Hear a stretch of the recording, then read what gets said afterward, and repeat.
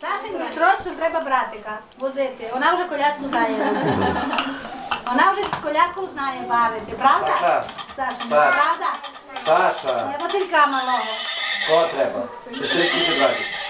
Двоє нараз. Та хоче сестричку. Вона казала, Є сестрички і письмо, братик. каже в садочку, мама, ми вирізали ти кого відкриточки. Я буду писати письмо Миколаю. Що ти будеш писати? Я хочу одного братика і одну сестричку.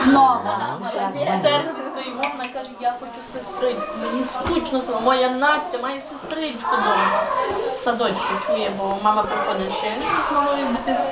Братику каже, я дуже хочу сестричку, щоб я мала з ким гратися. Ой, не дасть, не бойся. О, вони на того напали.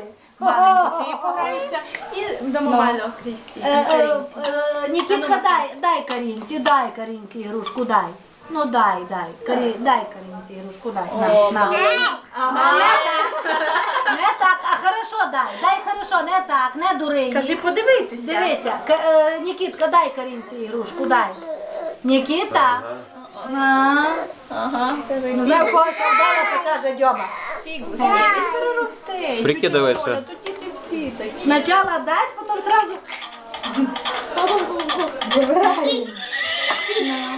Такий каже, жадний, каже Нікітка. Не біда, каже, він виросте, він буде розуміти, він тобі дасть. Нікітка, дай бабі, дай бабі. Боже, не даш.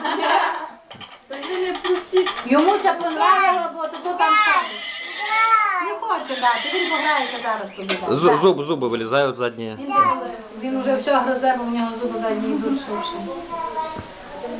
Ну. Як не чеше. Зараз вивіз зуба.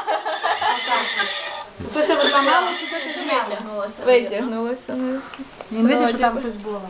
Давай, а ну ти вжийся, ми трошки покатаємо, а потім в Карінки ще. Це слесарі, що то.